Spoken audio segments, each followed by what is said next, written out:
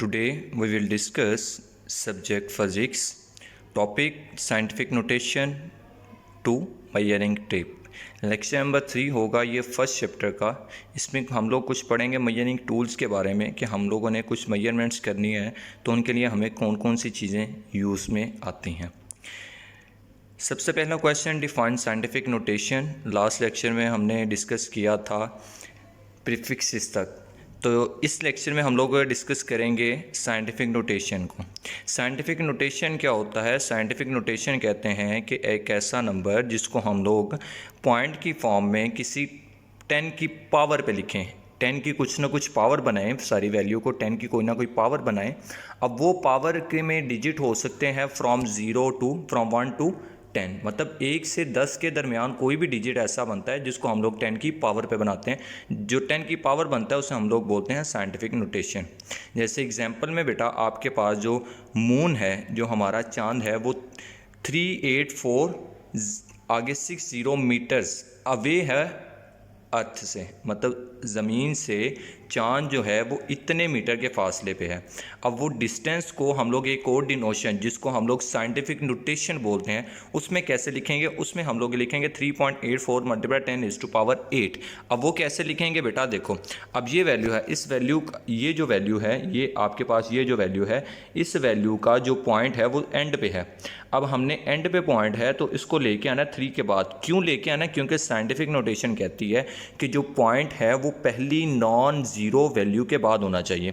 तो इस वैल्यू के अंदर जो पहली non zero value, non zero मतलब पहली वैल्यू जो ज़ीरो ना हो, तो यहाँ पे जो पहली वैल्यू जो ज़ीरो नहीं है वो है 3।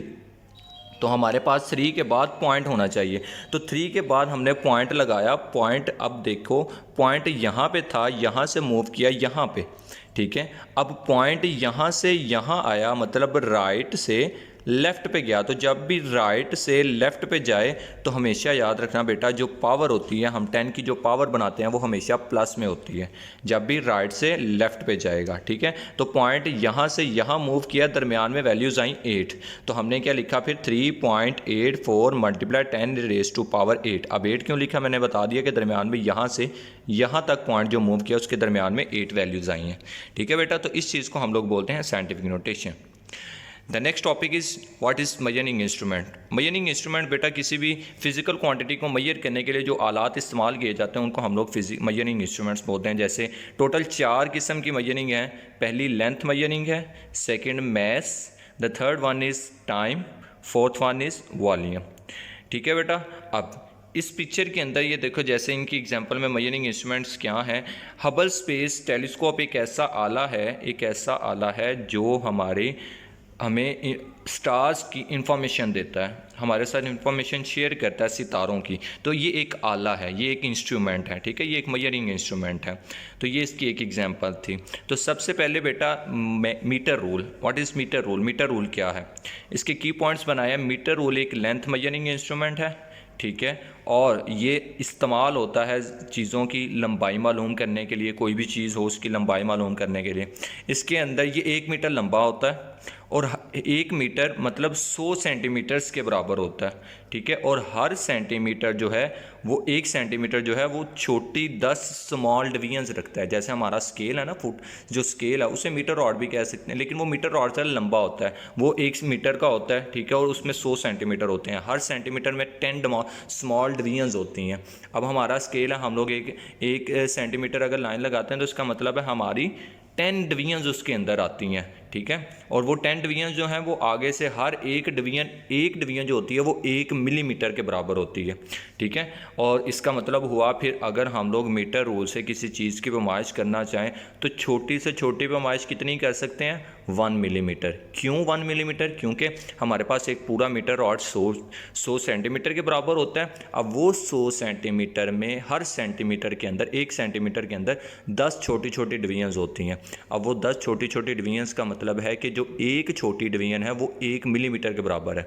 तो इसका मतलब है फिर वो सबसे छोटी वैल्यू है जिसको हम लोग 1 मीटर रूल से मेजर कर सकते हैं, और इसी को मीटर रॉड भी बोलते हैं। द सेकेंड वन इज़ कि मीटर रूल को इस्तेमाल कैसे किया जाता है।